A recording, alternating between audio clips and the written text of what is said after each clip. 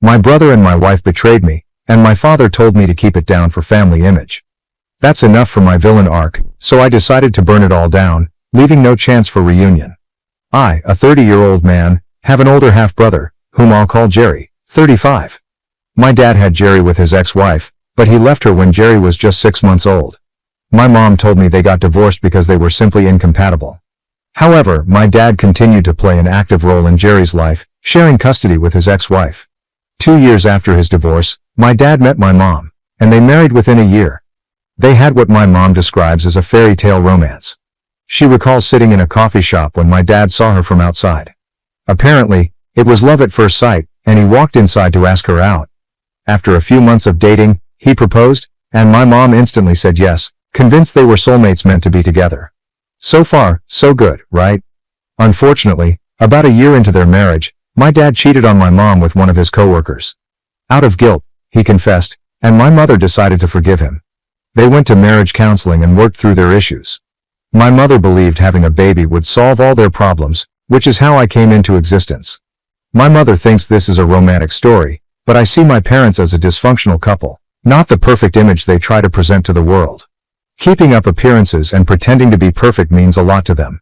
Even when I was a child, they would act madly in love whenever people came over, and everyone would shower them with praise for maintaining their spark after years of marriage. But the truth was, like any other couple, they were normal. They didn't constantly kiss or hug each other at home. They certainly weren't in the honeymoon phase as they pretended to be. It was just an act, and I realized that as I got older. This pressure to appear perfect extended to me as well. I was forced to enroll in a bunch of classes so I would excel at everything. As a child, I was constantly busy with little time to relax. It wasn't until high school that I started protesting, and finally, they allowed me some downtime. My dad made sure that both Jerry and I were straight-A students who excelled academically and otherwise. Jerry got into one of the top medical schools in the country, while I ended up at an Ivy League college for business. There was always immense pressure on us, and while I don't recommend this parenting style, I'm fortunate it worked out for me. However, my dad also believed he had the right to control our personal lives. My mom was no better, as she always agreed with him. When Jerry turned 30, my dad told him it was time to start looking for a woman to marry and settle down with. He insisted Jerry was getting older and would soon run out of options. At the time, Jerry was dating his now wife, Tina, 34. They had been in an on-again, off-again relationship for almost 5 years, so they knew each other well. After that conversation with my dad, Jerry got serious about Tina, proposed within a year, and they married 3 years ago. Last year, they even had a baby together.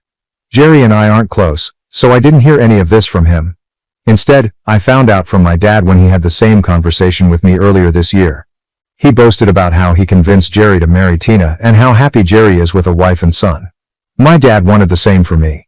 He even brought up his own affair from before I was born, telling me that he had been unfulfilled but committed to my mom. He claimed that having a child grounded him and suggested I do the same. I took his advice with a pinch of salt. I wasn't about to let him guide my relationship decisions. However, my dad believed he had changed my life as well. But the truth is, I had already planned to propose to my girlfriend Carla, 30. We had been together for 3 years, living together for 2, and I was ready to take the next step. 2 months after the conversation with my dad, I proposed on my birthday. Carla accepted, and we got married 3 months ago. I thought everything was going well, but clearly, I was wrong, or I wouldn't be in this situation now. Carla and I, like I said, had only been married for 2 months. But unfortunately, I had to file for divorce about a week ago after I found out that she had been having an affair with Jerry ever since we got engaged. It was a huge shock to me, and I wouldn't have even found out if I hadn't accidentally stumbled upon her burner phone. I couldn't find a piece of clothing that belonged to me, so I was searching all over the house. She wasn't at home at the time, and I thought maybe she had kept it with her clothes accidentally.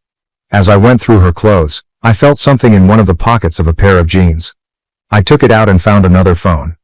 The phone wasn't password protected, and there was only one text thread on it. The phone number looked familiar, and sure enough, it was Jerry's. I was horrified but continued to scroll through the chat. The text started about 3 weeks after I proposed to her, and they were flirting like 2 teenagers. A few months into our engagement, they had confessed their love for each other and were promising to stick it out no matter what.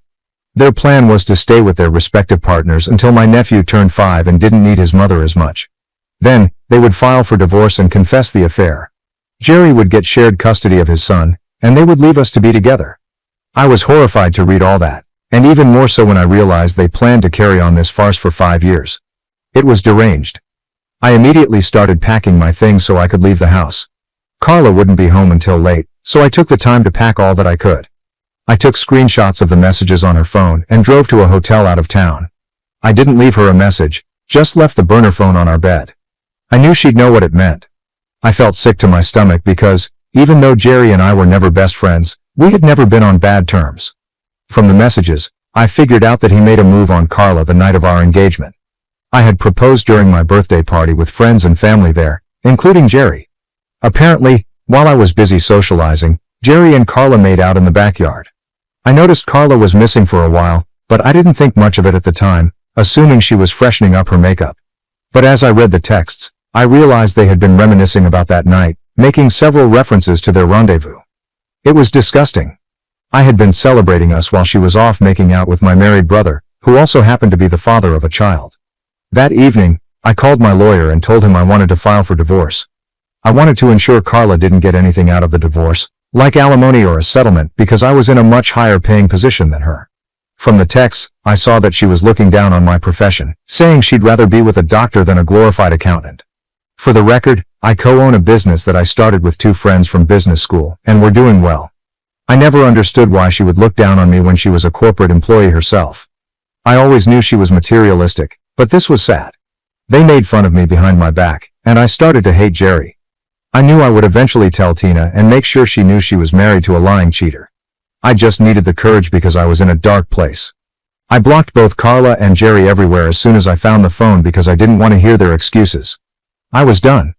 2 days after moving to the hotel, I expected at least one of them to apologize, but instead, I got a call from my father on the 3rd day. He started by saying he had heard about the affair. Carla had found out I knew when she saw the phone on the bed and contacted Jerry because I wasn't answering her calls.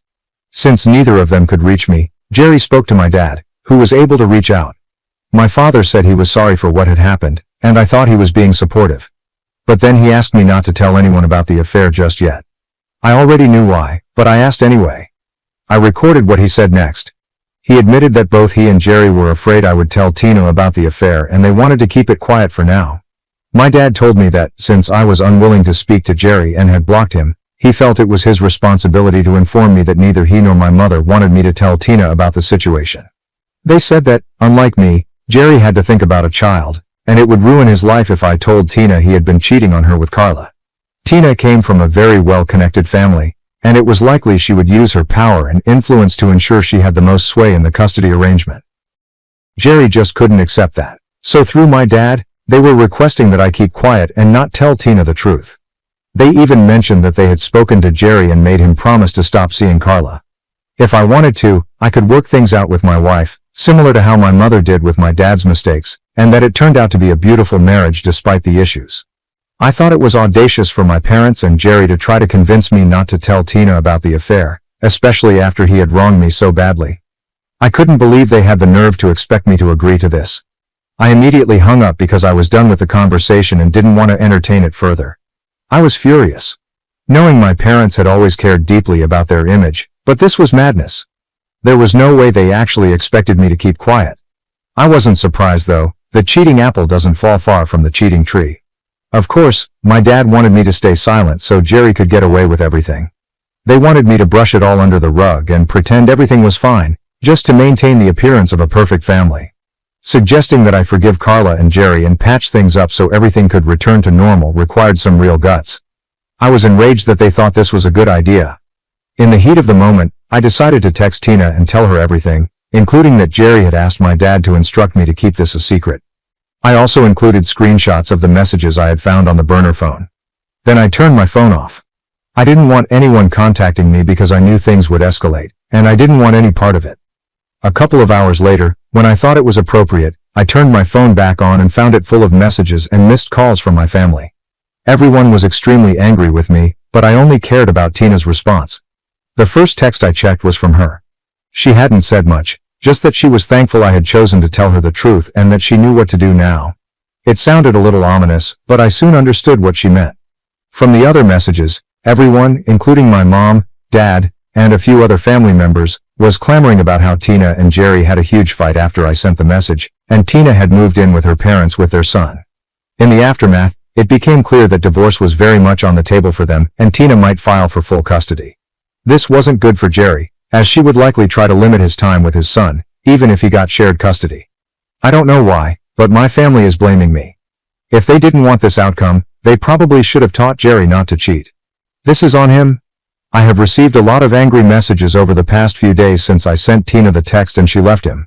I think it's really unfair that everyone is blaming me, but it's even more unfair to claim that I ruined a happy family. I don't understand where that is coming from because, if they were truly happy, Jerry wouldn't have cheated. I know I'm right, but I still feel a bit uneasy because I've heard that Jerry is really miserable now. I don't feel comfortable with the idea that he might not get full custody. Though it's fine for me since I don't have kids, for them, it's different. I regret telling my brother's wife about the affair with my wife. Update. Okay, so it's been close to a week since I sent that message, and Tina left the house. Things have become relatively quieter now in the sense that nobody is constantly messaging me and reminding me that this is all my fault. This is mostly because I have blocked everyone. I really don't need that sort of negativity in my life anymore. The only person who can still contact me is Carla, since I unblocked her because the divorce proceedings are about to begin. However, she is using that window to try and talk to me and explain that she wasn't thinking straight and that she is apologetic for cheating on me. I don't know what she hopes to accomplish with this, but it's not really working. I don't feel bad for her. I don't even feel bad about what is happening. I think it's great that she cheated because it saved me from wasting my time with her. I can't imagine being married to her for a year or more and then finding out she had been cheating on me all along. Or worse, letting her plan succeed and then being together for 5 years before finding out about the affair. I'm trying to put a positive spin on this and come to terms with the fact that she was never the right one for me. Someone who can agree to marry me and then go make out with my half-brother can never be my soulmate. I was wrong about her, and I'm glad I was. I'm still living in the hotel, and nobody has been able to find me yet, which I'm really thankful for because I don't know what I would do if they were able to track me down. I know it's only a matter of time before they do find out, since there aren't many hotels in this area, and they know that I'm not in any of the places in the city. I've been working from here, and it's been lonely and strange, but there's not much I can do about it. The only thing I hope works out for me is the divorce. She has already been served, but she hasn't responded to it yet, and I guess she's probably just holding out hope that I might change my mind because of her consistent begging. It's optimistic of her, but it's not going to happen. Update. Hey guys, so 3 days since the last update and, sure enough, my dad and Jerry were able to trace me. They went through every hotel in the city and realized that I wasn't in any of them.